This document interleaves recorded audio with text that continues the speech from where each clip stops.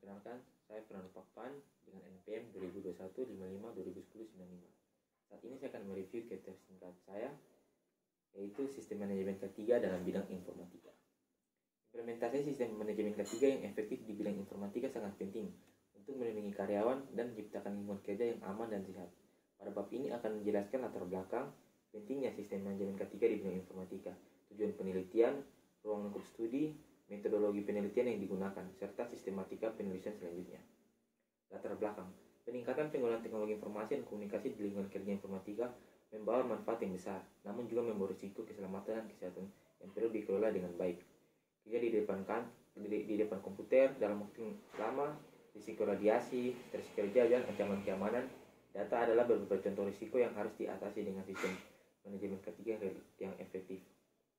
Tujuan penelitian ini adalah untuk menganalisis pentingnya implementasi sistem manajemen K3 di bidang informatika, mengidentifikasi risiko K3 yang spesifik dalam lingkungan kerja informatika, dan mengembangkan kerangka kerja sistem manajemen K3 yang dapat diterapkan di bidang tersebut. Ruang lingkup studi ini akan berfokus pada implementasi sistem manajemen K3 di lingkungan kerja informatika, termasuk risiko yang terkait dengan pekerjaan di depan komputer, penggunaan perangkat keras dan perangkat lunak yang aman, serta kebijakan dan prosedur yang perlu diterapkan dalam mengelola keselamatan dan kesehatan kerja di bidang informatika. Metodologi penelitian ini akan menggunakan pendekatan kualitatif dengan melakukan penelitian pustaka, studi kasus, dan wawancara dengan para ahli di bidang K3 informatika. Data yang dikumpulkan akan dianalisis untuk mengidentifikasi risiko-risiko yang spesifik dan merumuskan rekomendasi implementasi sistem manajemen K3 yang efektif.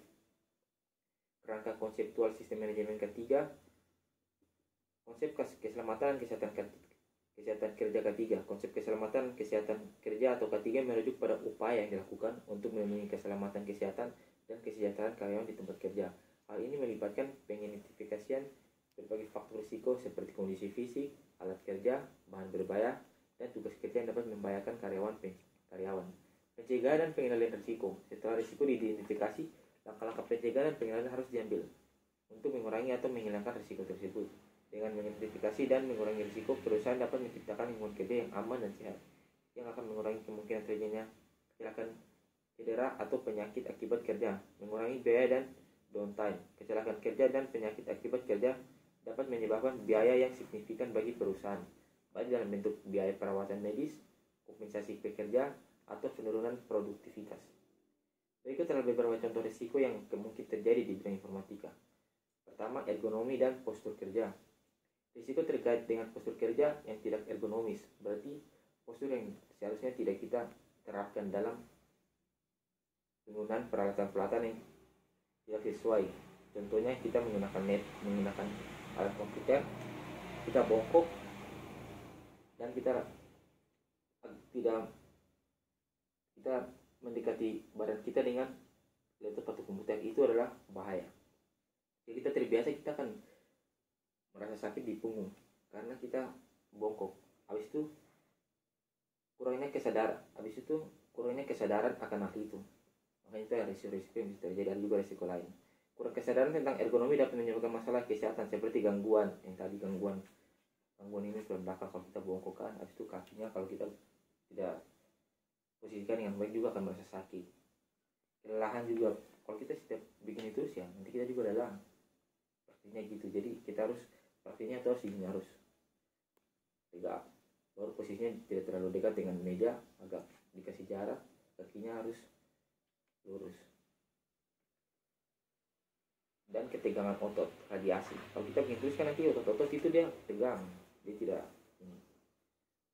Pekerjaan di bidang informatika sering melibatkan penggunaan peralatan elektronik seperti komputer. Radiasi elektromagnetik yang dipancarkan oleh peralatan ini menyebabkan radiasi elektromagnetik yang dipancarkan oleh peralatan ini dapat menyebabkan efek negatif pada kesehatan, termasuk gangguan tidur, kelelahan, dan masalah mata.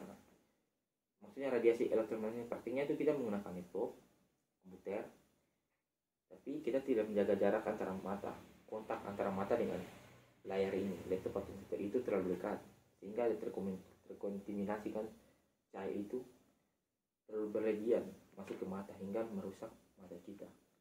Kita akan cepat lelah, Di situ kita kan mendapat masalah mata, contohnya rabun atau parahnya katarak apalah itu. Habis itu ketiga, keamanan informasi. Risikonya ini pastinya. Ini adalah berkaitan dengan, ketiga tidak selalu berkaitan dengan masalah postur badan, ekonomis, cara kita menggunakan, tidak. Ini juga termasuk dalam pekerjaan kita dalam hal ini ya. Data-data kita di ini komputer atau laptop itu. Ini maksudnya risiko keamanan informasi merupakan ini masalah serius. Contohnya kita punya data kan, data perusahaan atau pekerjaan gitu, data yang sensitif, mungkin data-data inti dari perusahaan pekerjaan kita, tetapi kita tidak simpan dengan baik, kita biarkan saja begitu. Otomatis bisa jadi kita punya ini, kalau diretas mereka bisa mengambil data sensitif kita lalu diretas.